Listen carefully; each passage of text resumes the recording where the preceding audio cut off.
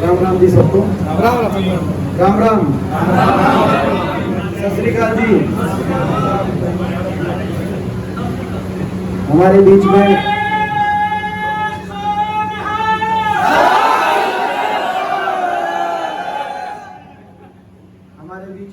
हमारे बहुत ही आदरणीय भारत के पूर्व केंद्रीय मंत्री, जो हरियाणा की राजनीति में एक संघर्ष के प्रतीक है, आदरणीय जयप्रकाश जी। हमारे गुला से पूर्व विधायक आदरणीय दीनूराम बाजीगर जी, कुंडरी से हमारे पूर्व विधायक सुल्तान सिंह जलोला जी, गौरपाल करुणा जी, सुनीता पठान जी, हमारे भाई पप्पू राणा जी, मास्टर राजेश जी, सुचा सिंह जी, सरपंच करोड़ा जी, दरवेश पुनिया जी, सैनी जी, रामेर जी, जिला पार्षद कृष्ण जी, महेंद्र जाम्बा जी, शमशेर जी सरपंच, राज फौजी जी और बहुत से जाम्बा साहब नाम लिख दिया कि पता नहीं, हमारे भाई अजय जी, हमारे भाई दिनेश जी, बहुत से हमारे साथी, उसके किसी का नाम रह भी गया हो। नोनी सरपंच जी, भीम सिंह जी, हाँ जी, गाँव मनवाड़ से, और भी रह गया हो तो बता दिए भाई, घर की बात है ना, ले लूँगा। हमारे दुनिया साहब, हमारे बहुत से यहाँ पे सारा अपना परिवार यहाँ पे देख रहा हूँ। आज पप्पू जी ने, सुभाष मेहता जी हमारे एडवोकेट, और भी भाई कोई नाम बीच में छूट है वो तो जब तक आखिर तक बोलेंगे, किसी का नाम कोई ये नहीं होना चाहिए भाई ये नाम नहीं लिया, आप बता देना, मैं नाम ले लूँगा, क्योंकि वो लिखने की गलती कोई कभी रहेगी, उसके नाम रह गया है रमेश।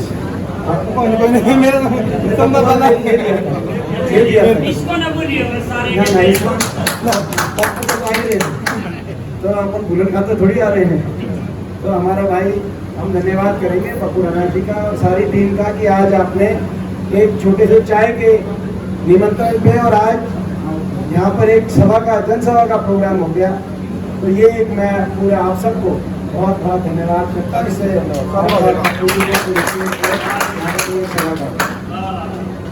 ज़्यादा लंबी बात, कोई राजनीति की बात या भाषण का समय नहीं है, लेकिन दो बातें मैं जरूर कहूँगा। आज आपके सामने एक ऐसी सरकार है बीजेपी की और जेजेपी की, खट्टर सरकार, खट्टर और दुष्यंत सरकार। जिस सरकार ने आज हरियाणा की अर्थव्यवस्था चौपट हो गई, आप देख रहे हैं, महंगाई, बेरोजगारी, जिस कदर हरियाणा के अंदर भ्रष्टाचार, हरियाणा प्रदेश जो दिल्ली के 3 तरफ हरियाणा बसता है, आज हरियाणा देश में सबसे ज्यादा बेरोजगारी हरियाणा के अंदर। ये छोटी बात नहीं है, यानी कि 8 साल से ना निवेश हुआ, ना सरकारी रोजगार मिला नौजवानों को। आज उस हरियाणा का नौजवान का भविष्य चौपट, उस हरियाणा के नौजवान को आज नशे की तरफ धकेल दिया है सरकार की नीतियों ने, बेरोजगारी की तरफ धकेल दिया है सरकार की नीतियों ने, महंगाई से हर आदमी का घर का बजट बिगाड़ दिया। जो हरियाणा विकास का प्रतीक था, देश में विकास दर में नंबर 1 थे जब कांग्रेस पार्टी की सरकार थी 2014 से पहले हरियाणा में, प्रति व्यक्ति आय में नंबर 1 थे, निवेश दर में नंबर 1 थे, खिलाड़ियों के मान सम्मान में नंबर 1 थे, कृषि उत्पादकता में नंबर 1 थे, गरीब कल्याण में नंबर 1 थे। देश में सबसे ज्यादा बुढ़ापा पेंशन कहीं थी तो हरियाणा में थी, देश में सबसे सस्ती बिजली कहीं थी तो हरियाणा में थी। आज वो हरियाणा 8 साल के बाद ऐसी परिस्थिति आ गई, बेरोजगारी में, महंगाई में, भ्रष्टाचार में नंबर 1 पहुंच गया। नशे में, आज नशे से जो संबंधित पीछे एक डेटा आया, उसमें पंजाब से भी आगे हरियाणा पहुंचने वाला है। ऐसी स्थिति सरकार ने रखी और लूटने में लगे हुए हैं। महकमे बांट लिए आपस में, जेजेपी वालों ने और बीजेपी वालों ने, कि भाई कौन सा शराब के महकमे में लूटेगा और कौन सा रजिस्ट्री के महकमे में लूटेगा। गलत तो नहीं कह रहा मैं, महकमे बांट लिए कि भाई डिप्टी सीएम को कौन सा महकमा ध्याएगा और फला मंत्री को कौन सा महकमा ध्याएगा। कोई माइनिंग में लूटो, कोई शराब में लूटो, कोई एक्साइज में लूटो, ऐसे ऐसे महकमों के नाम निकले, हमने पता भी नहीं था, लूटने में लगे। और हरियाणा के वो आगे लेके जाने की कोई विजन नहीं।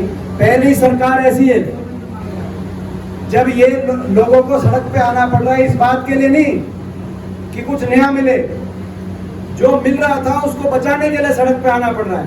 किसान को सड़क पे आना पड़ा, एमएसपी बचाने के लिए आना पड़ा कि नहीं पड़ा? मैं आपसे सवाल पूछता हूं। 750 किसानों को जान कुर्बान करनी पड़ी, इस बात के लिए नहीं कुछ नया मिले, इस बात के लिए कि जो मिल रहा है उसमें मत खुश हो। आज छोटे व्यापारी को, आड़ती भाइयों को सड़क पे आना पड़ा, आंदोलन करना पड़ा। आंदोलन करना पड़ा कि नहीं पड़ा? मैं पूछना चाहता हूं। इस बात के लिए नहीं कुछ नया मिले, इस बात के लिए कि भाई जो हुड्डा सरकार में, कांग्रेस सरकार में मिलता था वो व्यवस्था बचे। नौजवानों को सड़क पे आने, फौजी भाई साहब बता रहे थे, नौजवानों को सड़क पे आना पड़ा, जवानों को सड़क पे आना पड़ा। इस बात के लिए नहीं कि फौज की भर्ती बढ़े, इस बात के लिए कि जब पहले भर्ती होती थी 5000 पक्की भर्ती हरियाणा से होती थी, भाई ये 4 साल मत करो, वैसी की वैसी भर्ती छोड़ दो। इस बात के लिए सड़क पे आना पड़ा नौजवानों को कि भाई जो भर्ती पहले होती थी, और ऐसे ही हमारे बच्चों को सड़क पे आना पड़ा कि भाई इस बात के लिए नहीं, इस बात के लिए कि जो स्कूल पहले से बने हुए थे, जो पिछली सरकार में अपग्रेड हुए थे, जो शिक्षक पहले आते थे, कम से कम उतने पढ़ाई लिखाई के लिए उतने शिक्षक रहे और सरकारी स्कूलों को, गरीब आदमी के लिए जो सरकारी स्कूल, वह सरकारी स्कूलों को बंद ना करा दे। तो नए काम के लिए नहीं आना पड़ा, मगर सबको सड़क पे आना पड़ा। इस सरकार का यही नारा है कि सबको सड़क पे लाएंगे। तो भाई मैं ये कहना चाहता हूँ, जो ये बेईमान बैठे हैं चंडीगढ़ में, जो लूट रहे हैं, खसूट रहे हैं और सबको सड़क पे ला रहे हैं, ये जब ये नारा दे सकते हैं, जब सारे बेईमान इकट्ठे हो सकते हैं, तो सारे ईमानदार भी इकट्ठे हो सकते हैं, इन्हें ही सड़क पे ला सकते हैं। सारे ईमानदार भी इकट्ठे हो गए कि नहीं हो गए? नहीं बताओ। ये लड़ाई है हरियाणा के भविष्य को बचाने की लड़ाई है, इन बेईमानों से हरियाणा पीछा छुड़ाने की लड़ाई है, अगली पीढ़ी को बचाने की, ताकि ऐसी सरकार हरियाणा में ना रहे 700 लाश धरनों से वापस आ रही, मगर सरकार को कोई चिंता नहीं। बच्चियां बैठी हैं स्कूलों के आगे, जो स्कूल में पढ़ने जाती हैं, मगर सरकार को कोई चिंता नहीं। छोटे छोटे बच्चे बैठे हैं धरनों पे, सरकार को कोई चिंता नहीं। नींद नहीं आनी चाहिए, किसी से वो सत्ता में बैठा हो उसको नींद नहीं आनी चाहिए। अगर किसी धरने पे एक की तबीयत भी खराब हो जाए, यहाँ 700 शव वापस उठे, नींद नहीं आनी चाहिए। कोई अगर शिक्षा मंत्री बैठा है वहां पर, अगर एक स्कूल के आगे भी, स्कूल के छोटे छोटे बच्चों को, नन्हे मुन्ने हमारे फरिश्तों को बैठना पड़े, यहाँ पे हरियाणा में कई 100 स्कूल के आगे धरने चल रहे हैं, मगर कोई परवाह नहीं। तो मैं कहना चाहता हूँ कि आने वाले लोग बदलाव चाहते थे, लोग पिछली बार भी, पप्पू भाई पिछली बार भी बदलाव चाहते थे। बीजेपी ने नारा दिया था, क्या नारा दिया था पिछले चुनाव 2019 में? 75 पार का नारा दिया था कि नहीं दिया था? पाई 75 पार सीट, कितनी पाई? 40 सीट पाई। जेजेपी ने दूसरा नारा दिया था कि बीजेपी को करेंगे जमुना पार, दिया था कि नहीं दिया था? लोगों ने तो कर दी थी जमुना पार, लोगों ने तो 40 पे रोक दिया था, नंबर 40 पे रोका था कि नहीं? मेजोरिटी नहीं थी, लोगों ने तो कर दी थी जमुना पार, मगर बीजेपी की सरकार को जेजेपी 10 सीट आ गई, जेजेपी की, वो सबसे बड़े दोषी, 10 सीट आ गई, जाकर बीजेपी को समर्थन दे दिया। जमुना पार से बीजेपी को निकाल धुला के, जमुना में डुबकी लगा के और चंडीगढ़ जाके सरकार बनाने का काम किया। लोग तो बदलाव चाहते थे, पिछली बार भी पीछा छुड़ाना चाहते थे, लेकिन थोड़ी कसर रहेगी इस बार वो कसर मत छोड़ना। क्या कसर रहेगी? अपने हल्के में भी कसर रहेगी।